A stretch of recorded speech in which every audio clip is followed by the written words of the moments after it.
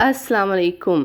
मैंने बनाए हैं जी दही से ये क्रिस्पी और यमी से पकोड़े, दोनों तरह के। वो कैसे बनाए हैं आज जानेंगे आप इस वीडियो में। तो वक्त ज़ाया किए बगैर शुरू करते हैं ये वीडियो। मैंने ले लिया जी एक प्याले में दही और एक प्याले में हम बनाएंगे बेसन का पेस्ट। वो कैसे बनाएंगे, मैंने नाप के लिए यही चम्मच लिया है, आप अपनी मर्ज़ी से कोई भी स्पून ले सकते हैं। इसमें मैं 2 चम्मच जो है वो बेसन का आटा डालूंगी, 1 चम्मच मैंने मैदा डाल दिया है और हस्बे ज़रूरत नमक डालूंगी। नमक आप अपने टेस्ट के मुताबिक डाल सकते हैं। अभी है जी लाल मिर्चों की बारी। मैं 1.5 चम्मच यहाँ पे लाल मिर्ची पिसी हुई यूज़ कर रही हूँ, आप भी मिर्चें कम या ज़्यादा कर सकते हैं। हल्दी हम आधा चाय का चम्मच लेंगे और साथ ही 1 भर के खाने का चम्मच जीरा, 1 भर के खाने का चम्मच सूखा धनिया लेंगे।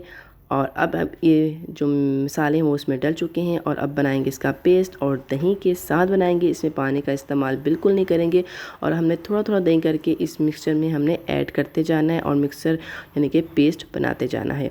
तो थोड़ा थोड़ा करके हम दही ऐड करते रहेंगे और मिक्सचर तैयार करते रहेंगे अपने पकौड़ों का। तो आप देख सकते हैं मैं थोड़ा थोड़ा करके ही ऐड कर रही हूँ और ये पेस्ट जी तैयार हो चुका है। हमने ना ज़्यादा पतला रखना है और ना ही ज़्यादा हमने गाढ़ा रखना है, आपको नज़र आ रहा होगा।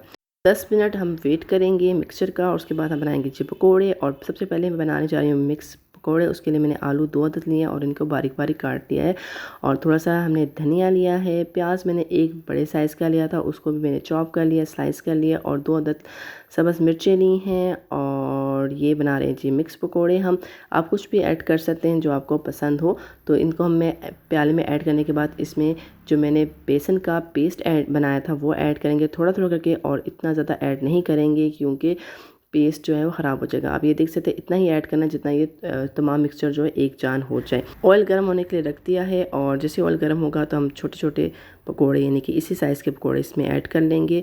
और जब अपने मिक्स पकोड़े बनाने हैं सब्जियों के तो आपने उसी टाइम में बेसन ऐड करना है। उससे पहले बेसन का मिक्सचर ऐड करके नहीं रखना क्योंकि सब्जियाँ पानी छोड़ देती हैं और फिर आपका मिक्सचर ख़राब हो जाएगा। मैं पकोड़े वगैरह डाल देती हूँ, इसी साइज़ के आपने डालने ताकि डीपली पक सकें। और पकोड़े हमने डाल दिए और जैसे फ्राई होते हैं मैं आपको दिखाती हूँ। ये जी यमी से क्रिस्पी से पकोड़े फ्राई हो चुके हैं और अभी हम इसे डिश आउट कर लेंगे और मैं आपको दिखाऊंगी कि कैसे बने हैं। और दही के ये मिक्सचर के ये पकोड़े, तमाम पकोड़े मैं निकाल लेती हूँ और फिर मैं आपको दिखाती हूँ इनकी कैसे क्रिस्पी लगते हैं ये पकोड़े। अब हम बनाने जा रहे हैं जी आलू के पकोड़े। वही मिक्सचर क्योंकि मैंने हाफ़ मिक्सचर जो है मिक्स पकोड़े में डाला था और हाफ़ मिक्सचर हमारा मैंने रख लिया था। आलू के मैंने बारी बारी स्लाइस कर लिए हैं और आप ये मिक्सचर देख सकते हैं बहुत ही गाढ़ा है। तो इसमें हम थोड़ा सा इसको पतला करने के लिए हम ऐड करेंगे दही का इस्तेमाल करेंगे और थोड़ा सा ही दही डालेंगे, 1 चम्मच या थोड़ा सा कम, ताकि कि जो मिक्सचर है वो थोड़ा सा पतला हो जाए।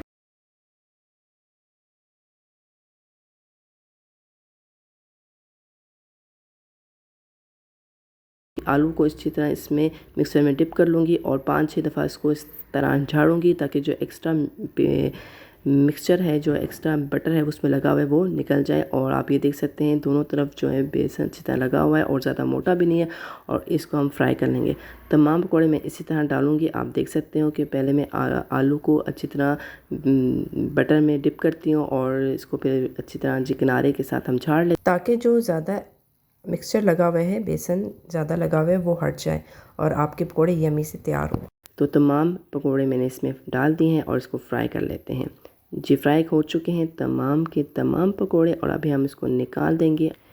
दोनों तरह के जी पकोड़े मैंने तैयार कर लिए हैं और आप देख सकते हो कितने यमी यमी लग रहे हैं। मैं आपको दिखा देती हूँ, ये अंदर से भी पके हुए हैं।